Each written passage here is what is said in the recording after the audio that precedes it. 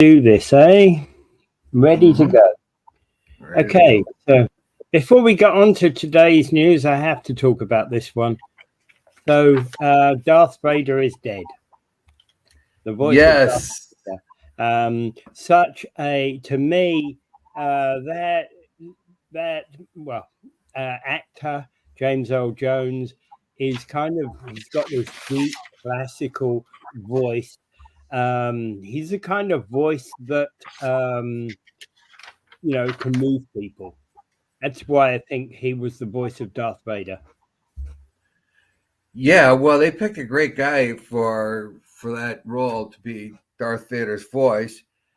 And the first time I remember James Earl Jones, he had a small part in the movie uh, Doctor Strangelove. Okay. And if you remember Doctor Strangelove, which is one of my favorite of all time movies, I mean that never gets old for me, having lived through that era and everything. So the James Earl Jones was one of the crew of the plane that was carrying the jet that was carrying the bomb that actually dropped in Russia to ignite the doomsday device. I think it was Slim Pickens was the guy who was the pilot with the cowboy hat on. Okay. So James Earl Jones was a crew member, and it was really remarkable because it was in the 60s and there was a black guy in the crew. And I thought that was, at that time, I thought it was awesome, even as a kid, that they finally put a black person into a kind of like an important role. Like the guy, I think he was the navigator or something like that. He's one of the crew members. And I remember to myself, wow, they actually put a black guy in there. And I thought that was awesome because you never saw black people do anything but just sort of tertiary roles back in those days around the outside. Yeah. And although it wasn't a big role, he was an important person on the crew.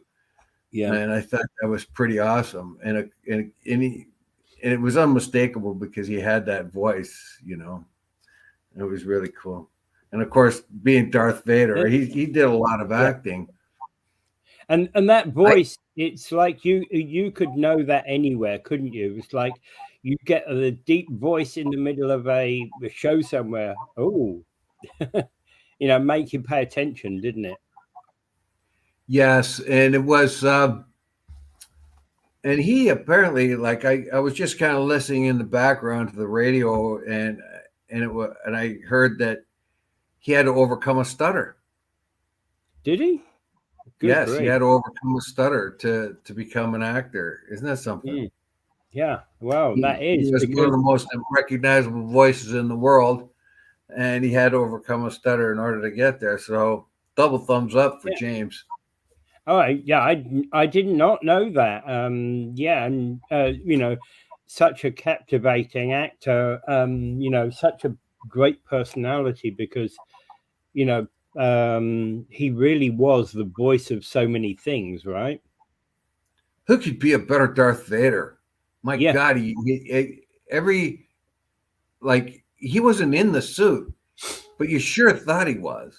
Yeah. And, Oh, yeah. and you could feel the sheer evil of Darth Vader and the cunning and the planning of Darth Vader as he and he was doing a voice acting then, so he couldn't even get into the suit and do the hand actions or anything else like that, which really tells you what a great actor he was, because he was limited there. Because normally you need your body and your facial expressions and stuff like that. And he was able to pull it off. Mufasa from Lion King. Yes. Yeah, absolutely. Yeah. Yeah. One of those remarkable voices.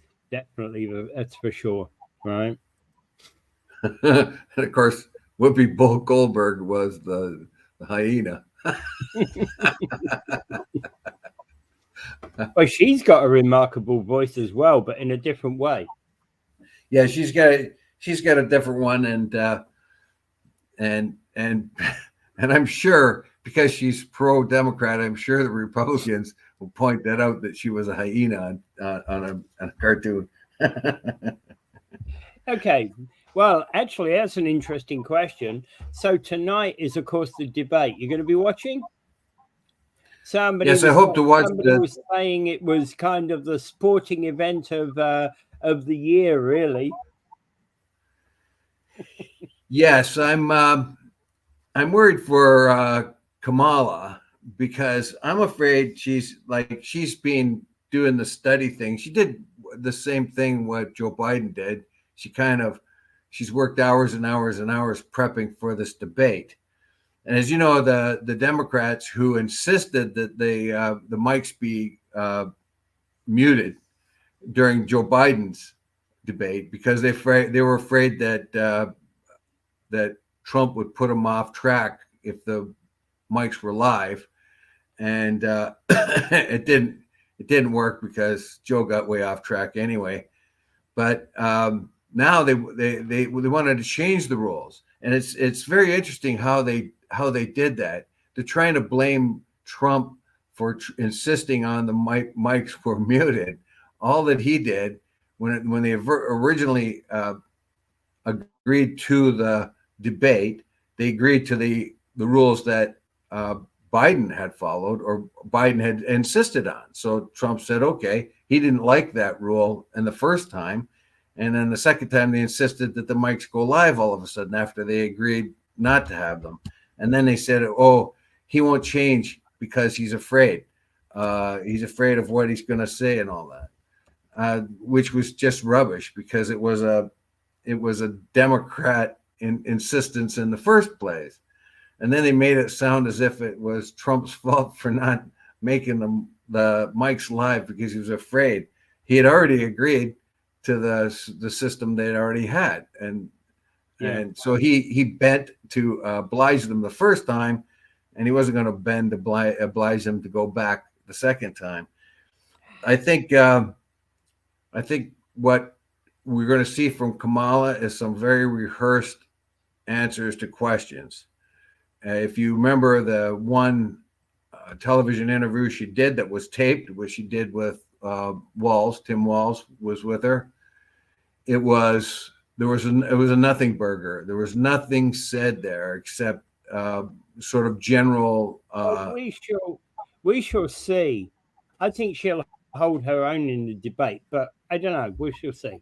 And I get what you're saying, and how much of this is rehearsed and how much goes off script. That's where the sport of the presidential debate occurs, isn't it? And that's what a lot of people wanting to see, because they're going to be going, yeah, there's a touchdown in that one, right? I don't think so. I think there's it's going to sound good. Kamala's going to sound good by talking generalities. She's going to avoid the fact that she backtracked on the border, and that she backtracked on fracking. Being an environmentalist and vehemently insisting that fracking was no good for the environment, and then suddenly decide it's okay again. That's something she's never explained. And even in the interview they had with her, she refused to answer that. She just says, my principles haven't changed. That kind of a general deflection. And during the interview, she was lobbed a lot of real softballs. And I'm afraid that's going to happen with ABC too, because they're more a Democrat network. I'm afraid they're going to lob some real softballs out there that she could talk around. And it's going to be interesting how Trump deals with that. Okay. And to put this in the mix, former U.S. President George W. former Republican U.S. President George W. Bush does not plan to make any election endorsements. And this announcement came soon after Dick Cheney announced that he would cross party lines and vote for Democrat candidate Kamala Harris. I gotta really hand it to the Cheneys here. They particularly was it Elizabeth Cheney, his daughter, who is a congressperson or a senator. She's one of the very few that Liz Cheney, she's one of the very few that will buck the Republicans and ask for the truth and ask for proof.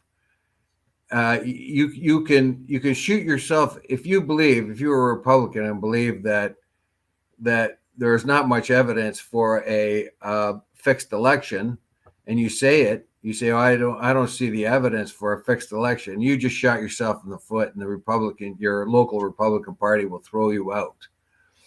So if you ask for it, you have to believe, you have to believe in the God at the time, Well, Cheney, who was vice president under Bush from 2001 to 2009, said on Friday that in our nation's 248-year history, there's never been an individual who is a greater threat to our republic than Donald Trump. Yes, and his belief, right? Yeah, and that's my biggest concern with Donald Trump too. All his bombast, I don't care about. All his foibles, I don't care about. I saw that he was fairly effective sometimes in some of his policies when he walked to NATO and he said, "Come on, pony up. I'm going to walk out of this deal if you don't start coming across with your end." He was right in that regard because we were not paying up. Yeah, so other nations are not paying up. That's right. So he was absolutely right about doing that, I felt.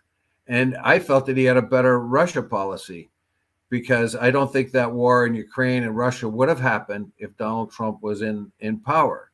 He wouldn't have let it happen. And I believe that. However, his people have written the 2025 agenda, which looks extremely fascistic. And his own vice president, Vance, wrote the introduction to the Project 2025, which is chilling if you read parts of it. Yeah.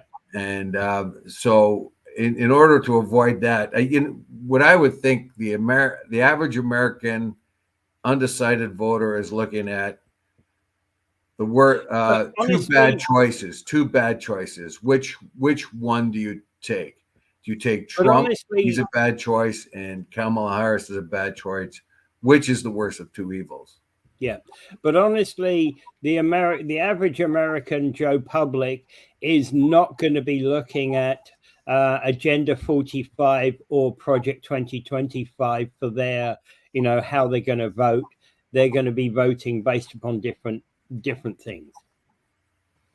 Yeah, they have to attract the undecided voter. There's a growing number of independents in the United States, which is a positive thing if you ask me, and they have to be persuaded. And there are also Republicans that hate Trump and Democrats that hate Kamala. As you notice, you can see them going across party lines.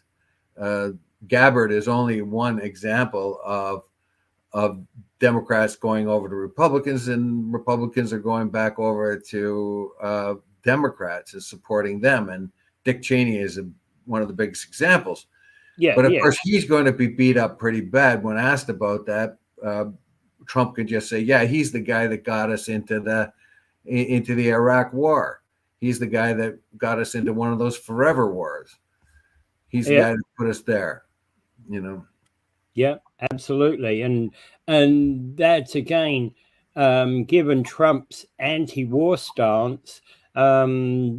He would make, of course, any former, wars, and including Kamala Harris's role in Gaza, pretty, he'll highlight that. One more other thing that Trump has over Kamala Harris, he doesn't trust Bibi Netanyahu. He can stand up to Bibi Netanyahu a little bit stronger than Kamala Harris. They're locked right in. They can't do anything. But as far as the Palestinians go, if it's Kamala Harris, or who's going to be Bibi Netanyahu's bitch? Is it going to be Kamala Harris, or is it going to be Donald Trump? Because he's got control over them really, really well. In grudging admiration for his ability to really wring out anything he wants out of any presidential administration. It's just unbelievable ability to manipulate powerful people. He's got it, man. He's like, I don't know. To me, he's an evil dude, but he's got that manipulative power. And I watched a press conference with him, part of a press conference with him recently, and man, he can really turn and twist and deflect. Wow, he's good. He's really good. He can tell lies like no one can tell lies. And so I don't know what president would be the best in the office. If you talk just about the Gaza war, I would say Trump. If you talk just about the Ukrainian-Russian war, I would say Trump. Just about everything else, Kamala. Right. Okay. Mike says the US is in huge trouble. Corruption is blatant. Old white men cannot let go of power. Canada is in trouble if Trump gets in. There you go. Yeah, it depends. If Polyev gets in, he might be able to deal with Trump a little bit more. You got to get to you got to get to his personality. He loves to be complimented. He loves to be made to look like a really good guy. If you go into the news and say, Trump, he's a wonderful guy. We've been talking. He's not like, that kind of thing. Trump will sort of shine a bit. But if you try to make him look bad or make him look wrong, so there's ways in which to deal with him. And Trudeau didn't do that well of a job, but he did get a lot of popularity when he stood up to Trump, but it didn't help us on the NAFTA agreement. Yeah. Well, so debate tonight, well, we shall see, right? Okay. Yeah, we should see. I will say that the election guru by the name of Lichtman down in the United States, he has predicted almost every election. I don't know how many of them, going way back to the 80s. Him and a buddy has came up with the 13 keys for a U.S. election. If you satisfy these 13 keys or more than your opponent, you get more keys than your opponent, you're going to win. The only one he missed was the 2003 election of Al Gore, I think, wherever that was, whatever that was the year 2000. He missed that one. And Al Gore did win the popular vote, but he missed that one. But he's predicted everyone else. In fact, he early on predicted Trump to win way back in 2016, and everybody thought he got that one wrong for sure, but he was right. And then he correctly predicted that Biden would take back the White House. So he has predicted that Kamala Harris will win. We'll see. Yeah. Yeah. Well, I'm not there, and I'm the same sort of thing. I'm probably using similar types of markers to him. I'm not there with anybody right now. I can't see. I don't know which is. I think it's going to be that close, real close, right? I think you're going to be counting. You're going to be counting tens of votes, not thousands of votes. You're going to get something like 274 to 272 electoral votes, something like that. It's going to be tight. Yeah, well, I'm actually thinking that kind of places that some of these states are going to be won by a couple of hundred votes, not 11,000. Well, it has been like I think they won Georgia by 11,000 plus votes. That's why Trump phoned the Republican governor of Georgia and said, "Find me those 11,000 votes." And Mike Cushman says Al Gore's election was the beginning of the end for the USA when they allowed the BS from that election to go through. That's quite right. But I would say I saw Al Gore speak at our United Brotherhood of Carpenters and Joiners convention in Chicago. I was there, was a delegate, and I saw Al Gore speak in front of us all. He was a terrible speaker. a terrible He was communicator. actually. My God, Yeah. he was awful. And that's largely why he lost, because he was dreadful. We also had Ted Kennedy come and talk to us, talk about difference. The guy Yeah. immediately bonded with the audience instantly. Al Gore was just terrible communicator, Yeah. and he should, and I don't know, but that was part of the problem, I think. Yeah. Okay, this is next one is a story that I find kind of troubling, and at first I kind of go, "What? Are you sure?" But then I also kind of like I find these kind of links intriguing.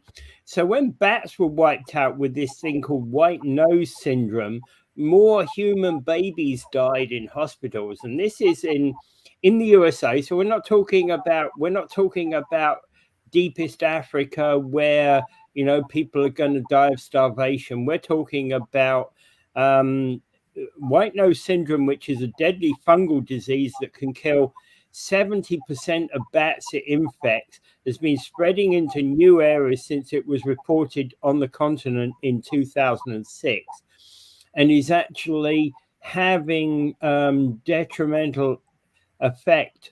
So the disease wakes bats during their hibernation, often causes them to freeze and starve to death. And the bat, what happens when the bats aren't there for farmers? They turn to insecticides to play the role that the bats used to play by killing off the pests, killing off the insects, right? And Isle Frank, an environmental economist from the University of Chicago, has been looking at what's happening when white nose syndrome spreads into new counties and decimates the bat population. And farmers respond by increasing pesticide use by 31%, which impacts their infant mortality.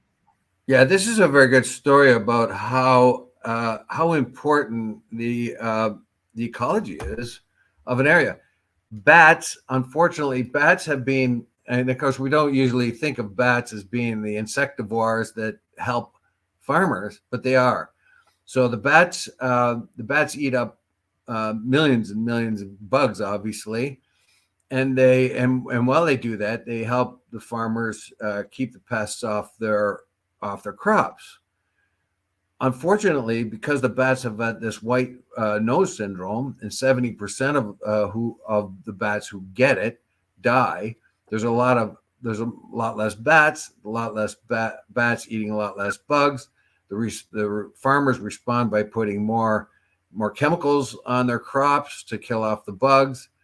They put 31% more, but the net gain they get off is only like 29% or something like that. There's a comparative there, so they don't they battle the bugs, but they don't battle them near as effectively as the bats do. Yeah. When they put the extra insecticides on their crops, that turns up in babies, believe it or not, and the baby deaths go up. And this is a study that's been going on. So the Ian, his name, and Ian Frank, he says that he goes to different counties as the disease in bats moves from county to county. He goes there and research the ramifications of that, and what he found is a higher mortality in human babies. Yeah. And you think, wow, what a it almost seems a stretch, but it isn't. And why we just don't know the impact of this. And of course, for bats, this is a pandemic. Yes, it is. It's very, very sad thing. And I'm a bat lover, by the way. I love the little bastards. I watch them at night. Well, bats get a bad rep because of Dracula, right? Oh, maybe. And also people are wary of bats because they're one of the animals that spread rabies. That is true as well. Yeah. So they, but then so are raccoons and foxes and other animals like that. Well, So yeah, but you're like more likely to catch rabies off something like a mouse than any of those other animals, right? more likely to get off a bigger animal like a dog. A dog or a fox are pretty much the things. Yeah, but you see, for example, or raccoon. dog, the dog bite, the dog biting the human comes about because the dog's been infected by something like a rat or a mouse or something, right? Yeah, it's hard to say. They may get it from a raccoon or also a fox, because what happens is rabies is a very, very smart disease. What it does, it gets into the brain of the rabies virus gets into the brain of the animal, and then it's how it spreads itself is through the saliva of the animal. So it gets into the brain and makes the animal aggressive. So you get a fox that would normally run away from a dog becoming aggressive because the rabies in the brain make it hit an aggressive zone, and it bites. When it bites, the rabies from the saliva go into the dog. Yeah, and that's the same with rats and mice, of course. And rats and mice also come into fairly close contact with, can at times come into close contact with human beings. I've never heard of rats and mice being principal spreaders of rabies, though. Although, yeah, it does happen. We know it. It does happen. I was reading something the other week, which the only thing that put them top of mind for me.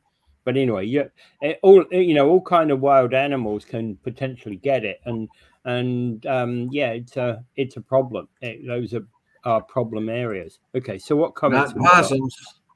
Not possums. Possums are immune to it. Yeah, so we have bats spreading rabies in Ontario, according to Mike. Yep, like you said. Okay. Good morning, Niagara, says Karen. Hi, Karen. How you doing? All right. Okay. So hang on. We got another comment.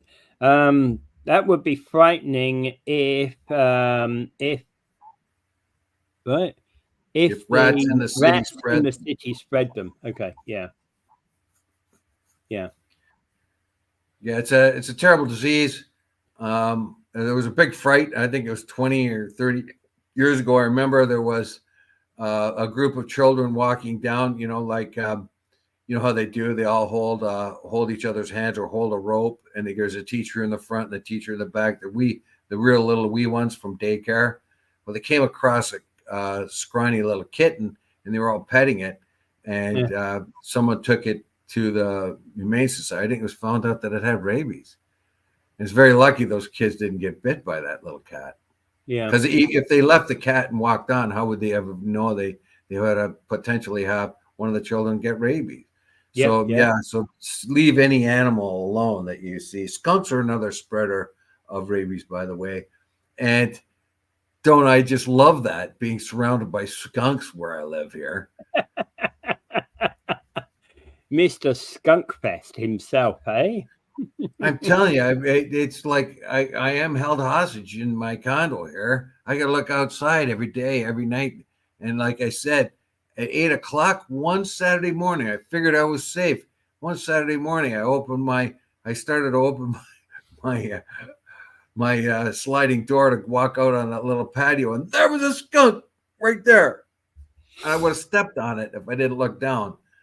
And I told this story about a couple of days ago. It came within 2 feet of me while I was sitting out there, and I sneezed a lot this time of year. And I just kept saying to myself, don't sneeze, don't sneeze. He's 2 feet away from me, little bastard.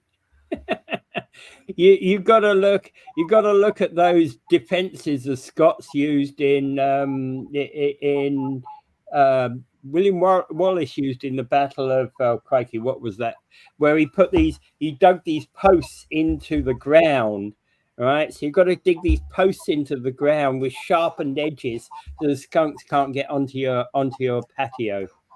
Well, they have to be real little ones then. Like, Yeah, of course. Of course they do. Okay. You see them.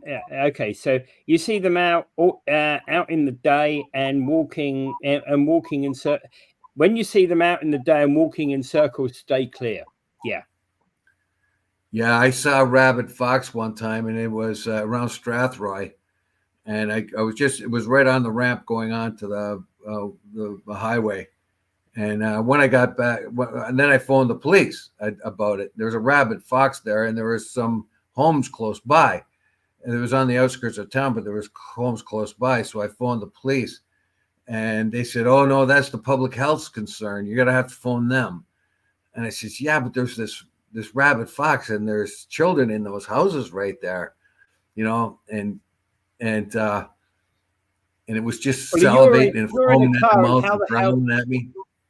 You're in a car, and how the hell would you know public health number? Yeah, well, I didn't have a cell phone. I had to wait till I got to work, and then and then later on, I phoned the public health, and they said I phoned the local police, and they said, "Oh, it was on the ramp. That means it's the OPP's problem. We can't do it." I mean, it's on the ramp, like yards away from the city road, and you're telling, or the regional road, and you're telling me because it's on the ramp that it's the OPP have to take care of it. So I phoned the OPP, and they told me, well, the health people have to take care of it. And then I phoned the health people, and they say, oh, well, it's the police have to take care of it. Yeah.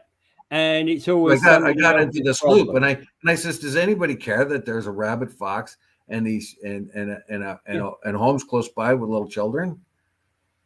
Yeah. And the little children played outside, you know. Always is somebody else's problem, you know. One of the biggest problems we have in our society is it's somebody else's problem. I ran into the same thing when there was a junkie in the park where my kids played with, and the junkie was shooting up right where the slide was, and my son and another kid saw her shooting up, and she was breaking the needles off of her syringes. She had 3 or 4 of them, and she broke the needles off and knocked them into the sand, and they were just little needles, like, and she left one.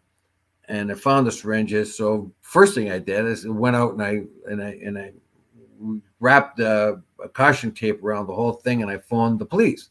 And the police came by, and they said, "Oh," I said, "well, there was a drug user here using this," and they said, "Okay, we'll go look for her." I said, "Well, what about the needles?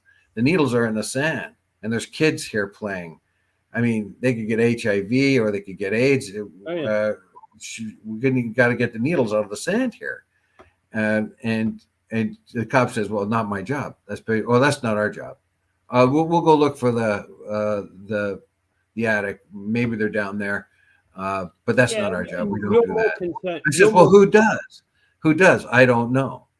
And then I phoned the health people, and the health guy, the regional health guy. I told him, and he said, "Oh, yeah, that's bad." And I said, "Well, who's going to send down to find these needles?" "Oh, we don't do that. I don't do that." Yeah. I could tell you what's going to. And then I phoned the AIDS hotline, and I got a lot of grief from the lady there. She just gave me all kinds of BS. It was angry at me. And I says, "Look at lady." I says, "Try to listen to what I'm saying." She said, she was really angry at me that I was reporting this. And I says, "Lady, try to listen to what I'm saying. I'm saying there's a junkie in the park, or a drug user. I didn't say junkie, a drug user in the park that's put needles in the sand. And I'm worried that children are going to get stuck with those needles and catch something." Yeah. And then finally she calmed down. I don't even know why she was so upset. She was, I don't know. She thought I might have been trying to deride somebody that had AIDS or something. That was not it. So finally she says, "Okay, well, as far as AIDS go, it only lasts a couple of seconds in the air, and HIV lasts maybe up to 3 hours." And so as long as I had the thing roped off, but we had to tell everybody. All these kids come to the playground. We have to tell all the parents, stay away from here for a while. And then finally, my ex worked for the city, so she phoned the city crew, and they came out, and together we shoveled up the sand, all the sand that was there, and put it in the back of the truck, and then got new stuff later and put it in. Yeah. Yeah. Seriously. Yeah. And okay, it is thankful that it doesn't last in the air for too long, but it is disturbing. But the fact is, nobody can tell me that. Nobody would deal with it, right? Yeah, the regional health guy wouldn't deal with it, and he couldn't tell me what the AIDS hotline did. Why couldn't he tell me that? Yeah. Why couldn't he say, well, and you weren't being, and the thing is, you were being concerned as a concerned parent. You weren't being anti-AIDS. You were just being, calling as a concerned parent. Exactly. Yeah. Exactly. Okay. Yeah. Okay. So, Niagara Falls. Oh, hang on. We got a one further comment here. Thanks, Dave, for protecting your neighbors. Yeah, absolutely. Absolutely. All right. One further comment. Okay, so moving on, a Niagara Falls family finds a place to live in St. Catharines. Basically, Sherry McLean and her two grandsons will be moving into a new permanent home in St. Catharines after nearly a year of pouncing between shelters in Niagara. They were made homeless about a year ago, and they've been having terrible time trying to get home since, because they're, as an ODSP recipient, there's a lot of housing out there that denies entry to ODSP recipients. Yes, you have to have you have to have a credit check and so on. That's like kind of impossible for these people, and they got to have a permanent address, so they do all that. Now, one of the reasons why I put this here is the first thing I thought of when I saw this, and having in town here, and having you and I having reported on this quite often, is there are the Roxham Road refugees, and they're put into nice hotels, and they're fed, and they're taken care of for many, many months at a time. So they're well fed, well housed. They're getting allowances for clothes and all those other things, and yet we have our own people struggling at the edges of society, the economic edges of society. Here's a woman who was born in Canada. She's a Canadian woman, and she cannot find housing. No one is going to put her in a hotel like they do the Roxham Road refugees. No one is going to say, here's a home and here's some food. Until we can get you another home, here's a place to stay. No, she's had to bounce around like some kind of vagabond, fearful and unsure the whole time, with a couple little kids with her, a couple little twin children. When you go to the polls, whenever that happens, how many people will be thinking that? How many people will be thinking, okay, Liberals, this is what you've done. You've brought in people and you've treated them well, as you should. But our own people that were born here, you make them bounce around like vagabonds and beg for scraps and beg for something more than a tent. Yeah. Where there's the contradiction in this is vast. I don't care that they take the Roxham Road refugees or any other refugees and treat them well. Why aren't we treating our own, the people who are born here, as well as that? Yeah. And but for places like the Hope Centre in Welland, a lot of people like Sherry McLean here would have suffered worse than they've been suffering. They've been living in short-term hotel short-term accommodation, another hotel in Niagara Falls, all assisted by the Hope Centre. But the Hope Centre has done more than just find temporary accommodation, because they help people set up for something that's long-term. So that's a good thing from the viewpoint of what the shelters do. And shared accommodation. Look, there's a lot of people now having to share accommodations, which they didn't have to before. There's a whole section of, we focus in on the homeless people and their addiction problems and the mental health problems. But I know a guy that's perpetually homeless, and he doesn't drink, and doesn't do any kind of drugs at all. Yeah. And his mental capacity is huge. He's like one of the smartest guys I've ever known. But he's just one of those guys that just can't fit into society too well. He's just kind of one of them, and he's perpetually homeless.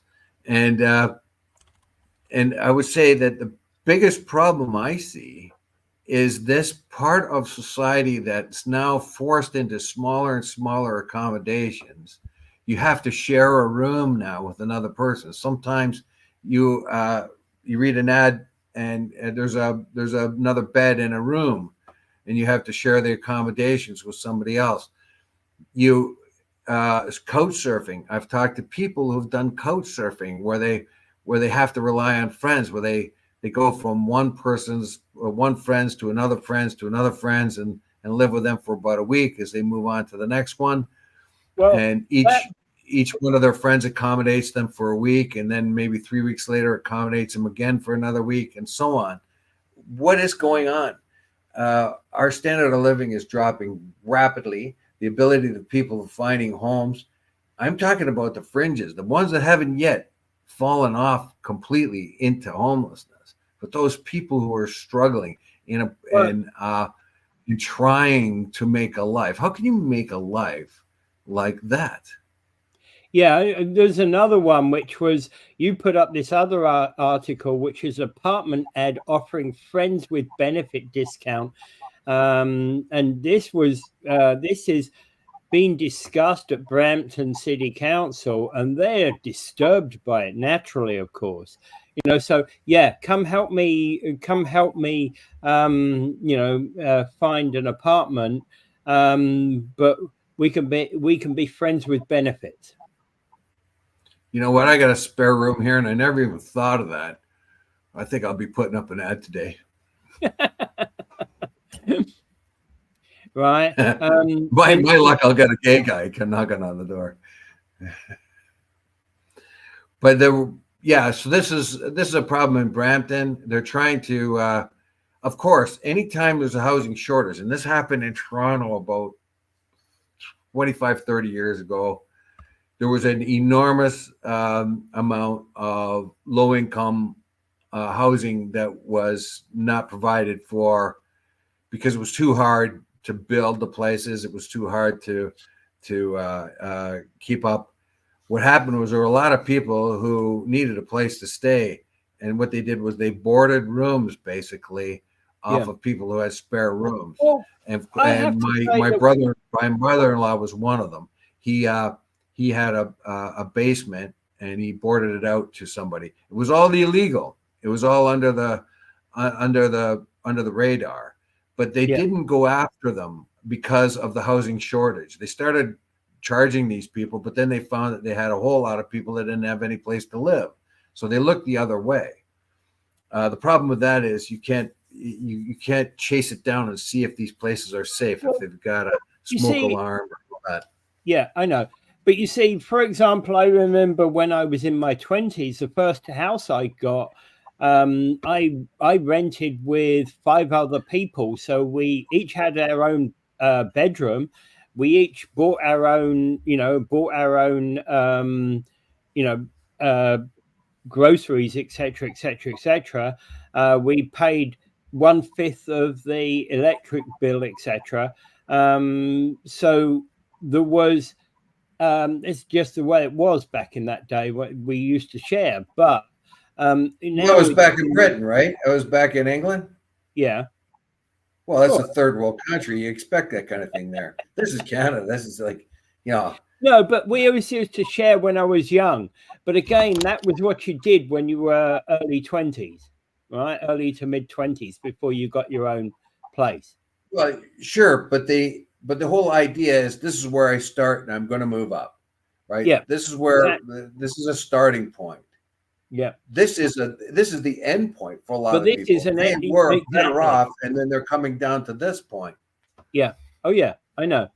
And this is part of the problem that, of course, Brampton City Council are looking at is the fact that people are renting out. It's not just a case of renting out a legal basement. This is now a case of it's become a plague across Ontario where you're renting out your spare room.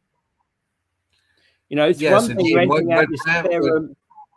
You know, I think it's one thing renting out your spare room into Airbnb, for example, but it's quite another thing when you're renting out 3 spare rooms to, you know, to renters. Well, well, the problem is there is a lack of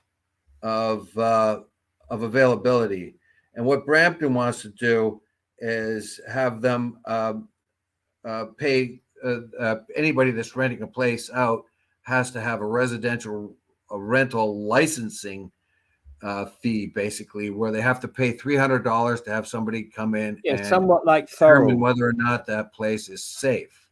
Yeah, somewhat like Thorold, right? Yeah, I don't know if they have something like that. No, Thorold is the only city in Ontario currently that requires all residential rentals to be licensed with the city. There's an inspection process to get them licensed, and there's a $1,400 per day fine if you run a rental property without a license in Thorold. Well, that's a good thing because in a way, because as long as the inspections are as long as they just don't take the $300 for the licensing fee and then ignore the place. If they come in once and inspect it and say it's okay, here's your license to rent this place, and then they'll come back for subsequent inspections, then it's no good. They have to pay $300 a year, and that means if I was the person who get this, or one of the people that got this going, would insist upon at least one more inspection every year. So for that $300 per annual fee, that includes a yearly inspection. So you can easily, we hear about it all the time. Somebody comes up with I don't know, has an apartment, and then later on somebody dies in it because nobody kept the smoke alarm up. So having a yearly inspection like that in this building here, our smoke alarms are tested every month, and I believe that. Yeah, it's usually at 5 o'clock in the morning, and Dave said, "What the hell are you doing, Matt? Testing the fire alarm at this time in the morning?" No, I'm joking. Well, there's another factor here. The $300 a month may not be at all, because if your insurance company got wind that you're renting a room out in your place, they might up your rates as well. Oh, they would. They may insist on an inspection every so often, Yeah. And so the safety is the biggest thing here. The safety thing is the biggest thing. You're not going to stop people from renting out their rooms because the need is huge. Yeah. Those people that are a couple of steps away from being homeless might be able to afford to share a room with somebody. Yeah, exactly. That's a key factor. There are plenty, if you've been renting a place and you're very close to homelessness right now, and you're in your rental, well, renting out the spare room, may be the difference between whether you survive or you end up on the streets. Yes, quite right. So it's important. It's quite important that the safety aspect of it has to kick in. So I understand that, but they're getting a lot of pushback on that. The $300 licensing thing is peanuts, really. But if if that $300 annual fee comes with annual inspections, then it's probably worth it. Yeah. So basically, there was an ad the ad they're talking about was private room for $500 a month in a 2-bedroom apartment with a landlord living in the other room. Or the second option was to share the room with another tenant for $300 a month each. Yeah, that's pretty common, especially among students. Yeah. And the So you third get option, two students. Let's say they come from China. You get two students. They're two buddies, yeah, and or even like even somebody that even just remotely knows one another. Say you want to share this room, we can get it for 300 instead of 500. yeah. The third option on this list was offered perks, including free room for rent and free food, as well as $200 a month for shopping, as long as a female tenant was willing to enter a friends with benefit relationship with the landlord. Ooh. Oh yeah, there is as I'm thinking of it right now, there is enticements to be a landlord here. I got more room. And of course, the city, that's one thing that the city would would take exception to. Well, one thing, it may be a joke. It may be a joke. A bunch of guys got together. Hey, let's put this ad in the paper and see what kind of reaction we get. So that's a possibility. There for a while there was joke ads in the newspapers, and they didn't catch them. There was I remember I remember there was one, I can't repeat it here, but the Toronto Star actually published it, and it was an advertisement for dating, and it used lewd homosexual type of terminology that the advertiser didn't pick up, and it was in there. And I can imagine how many guys were yucking it up when that actually went into the newspaper. Well, there was one, I remember seeing one when I was a lot younger, where there was this gentleman saying he was going to be cruising the Caribbean. This is when I was back in England, cruising the Caribbean, and he wanted a female companion as friends with benefits to be accompanying him on the trip. And I'm thinking, yeah, good luck there, mate. Well, I'm incensed. I just want to know if he was successful. Did it work? Right. And leave it to local politicians to negotiate a share of the income delivered to these inspection schemes. Thorold, what the heck? Yeah. Yeah. No, inspections are fine, but they have to have teeth. And somebody's got to go in and say, are there pests in here? It just particularly, does that smoke alarm work? And a smoke alarm, if you check the batteries on it, doesn't mean that it works. You have to check it with smoke. Yep. All right. Okay. So, some of the contenders for the prime minister, to take over from Trudeau. Well, they call it here the contenders to replace Trudeau. So his chances of winning a fourth term range from slim to none.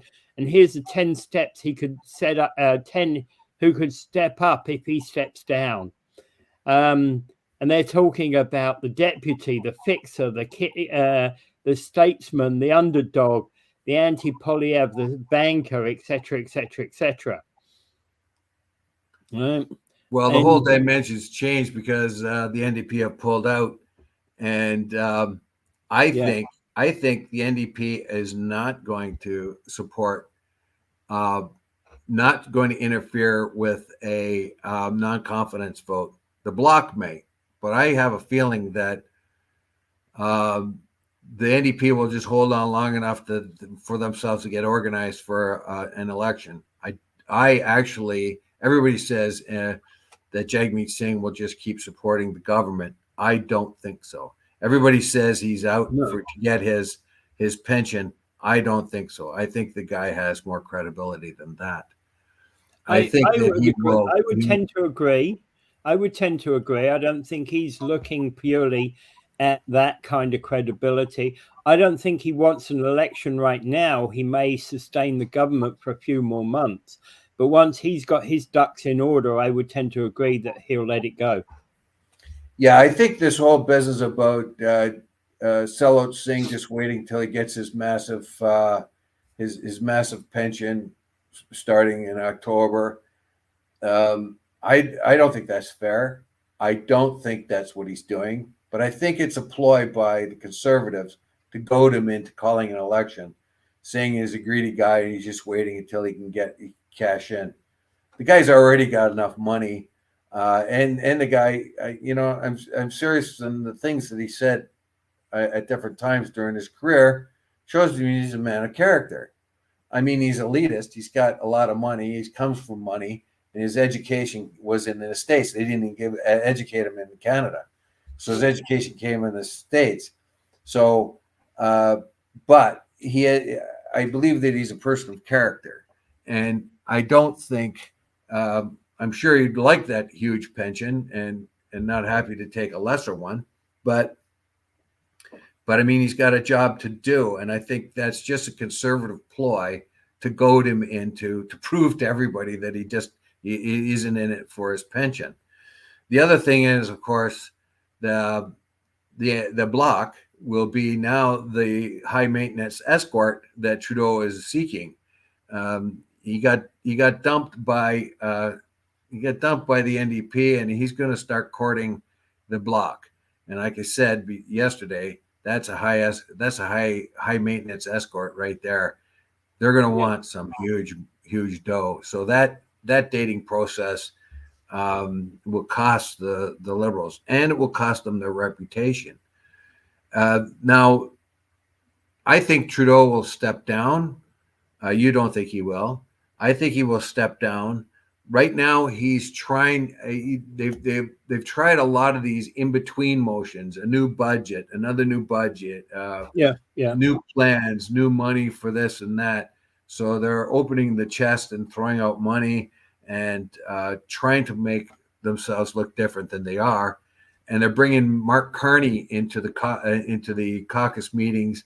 They're going to have the annual caucus meetings they're going to have in BC. I think I would state Carney as probably the favorite because that guy has got street cred. That guy has got, he was former governor of the Bank of England, former governor of the Bank of Canada.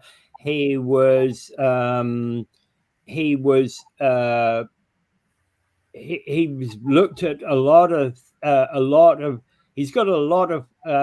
He works with the UN for environmental and economic. That was what I was trying to get to. I couldn't find it in my list, but yeah, he also works for one of the major asset financial firms, and he's done time with Sachs. I think Sachs or Goldman. Goldman Sachs. And he's named chairman of Blomberg in 23. Yeah, so this guy's got the smarts. Now they're going to bring him in as advisor, and this is the too little, too late type of move that Liberals are doing. They're bringing him in. They know that the guy's an all-star or thought to be an all-star at certain places. Other people think he's just an elitist capitalist. Who knows? But so they're going to bring him in and say, "Here is Mark Carney. He's going to be our advisor. He's going to be the shining path which we follow." So me, JT, I'm going to listen to him, and that's going to make all the difference. And everybody will love me again. No, he's got to actually drop out of the way and hand power over to Carney if he wants it. I'm not so sure he'd be smart to take it now, when all the damages seem to be done. We still have, and the election is more likely than not coming up because Poilievre has said he's going to throw one confidence move after another non-confidence legislation at the government, and he's going to test Jagmeet Singh. Now, of course, the other player, of course, is the bloc. We'll back you up, buddy, but you're going to have to pay big time. And here's our list. We are a high maintenance escort. Okay, so who do you think is the possible replacement? Freeland? Somebody else? No, they're all tainted with the government. They've been around for the government a long time. They share the sins of JT. Yeah. They're all of them are tainted with. That's true. That's true for. That's certainly true for Freeland. That's certainly true for Melanie Jolly. That could be also true for. I don't know. Would that also be true for Dominic LeBlanc? Yep. Right. I think you'd have to go to one of the younger. Yeah. Well, I think who is it? Fraser. He doesn't seem. He seems to be a little outside of the main clique. He seems to have an independent voice, and of course who am I thinking of that was interviewed recently about the immigration minister? That guy seems to have something going, but it might be too little, too late.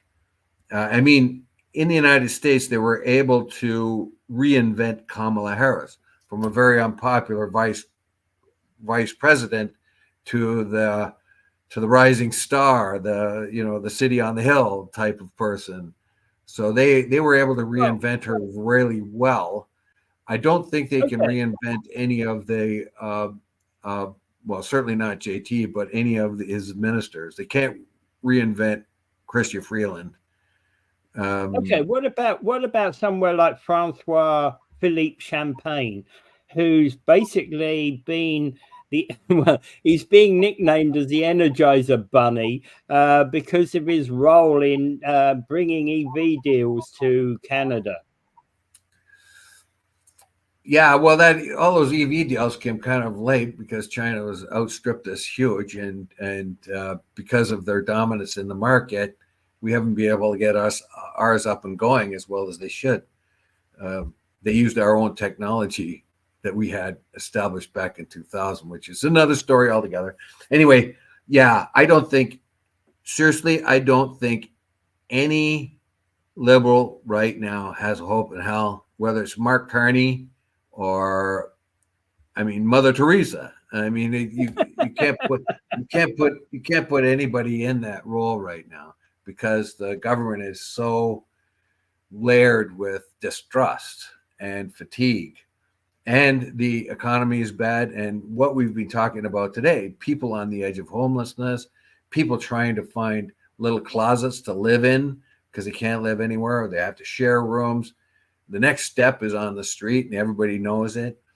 And of course, it's unfair to make this comparison, but people will. They'll say the Roxham Road refugees sitting in the hotels, getting fed, nice warm places, all taken care of, clothes, everything, the kids going to school.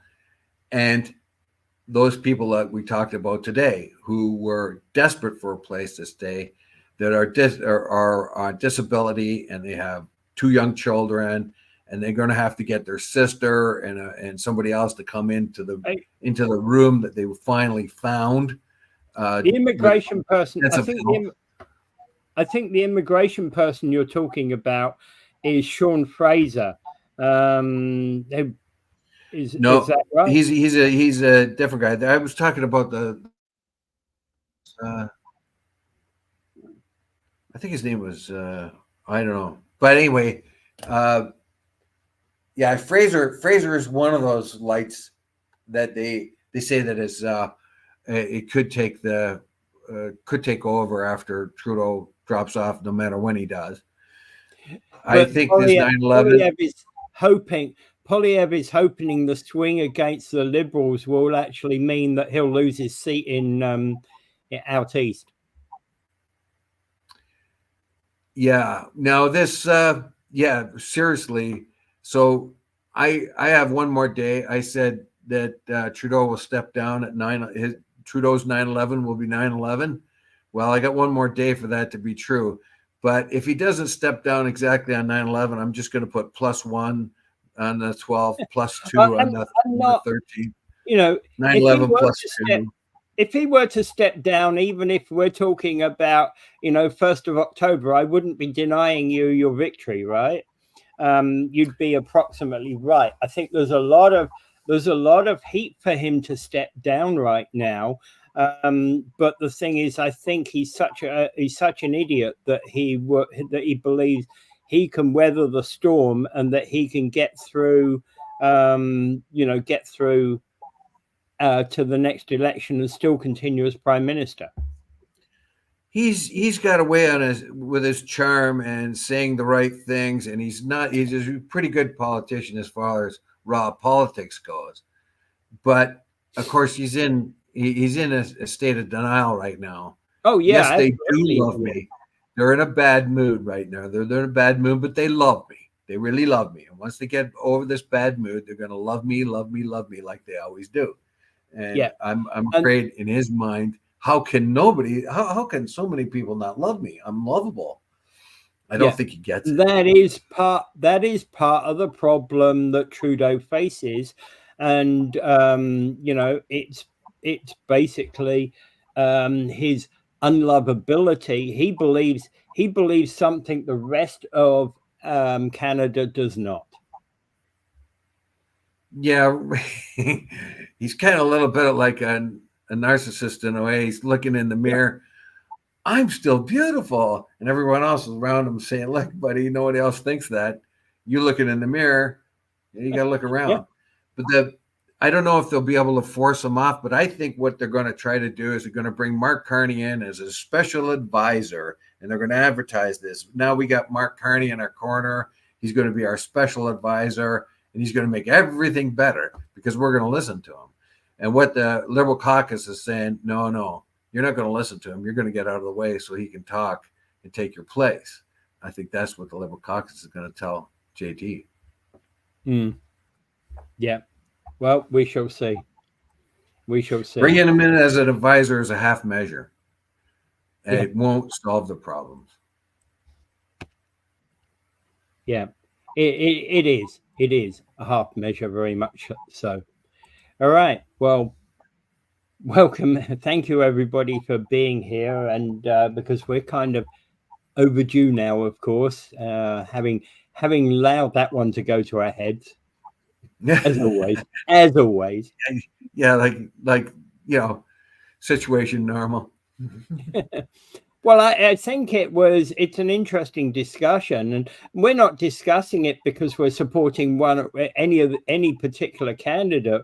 We're just discussing it as a need for airing that viewpoint. Not, I don't think I would be supportive of any of the Liberals right now. Well, I would say we're discussing on purely objective, like how can the Liberals survive? How can they survive? And that's not the if only they're way. good or bad or not. They're thought to be they're unpopular, but how do they survive and how do they reinvent themselves? Yep, and that's a big problem that they face right now. And the thing is, it's every government that's in their second or third term faces that problem at a certain point. Yeah, it's called government fatigue, and yes, exactly. Anyway. Without further ado, I bid you adieu. Bibi Netanyahu is still interfering with the peace deal, and they killed 14 more people, this time in a safe zone, for crying out loud. It is endless. And he's killed, and although they've rescued some of the hostages, they've killed more than they've rescued.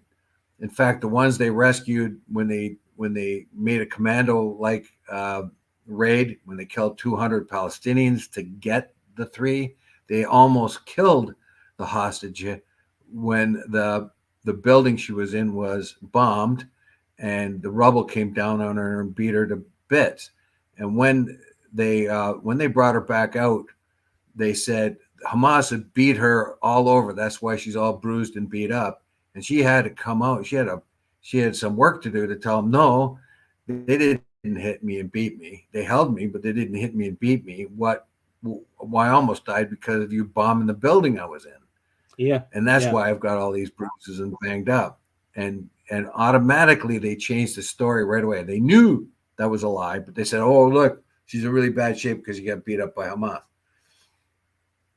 That's the kind of mentality we're working with over there. And they've just killed a Turkish American who was a protester.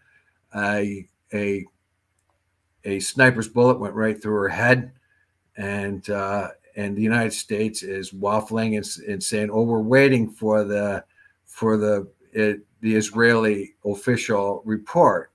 And when asked if they're going to ask for an independent report, they just keep saying no. So seriously, double standard, enormous double standard. All right. Well, thank you everybody for being here, and have a great day.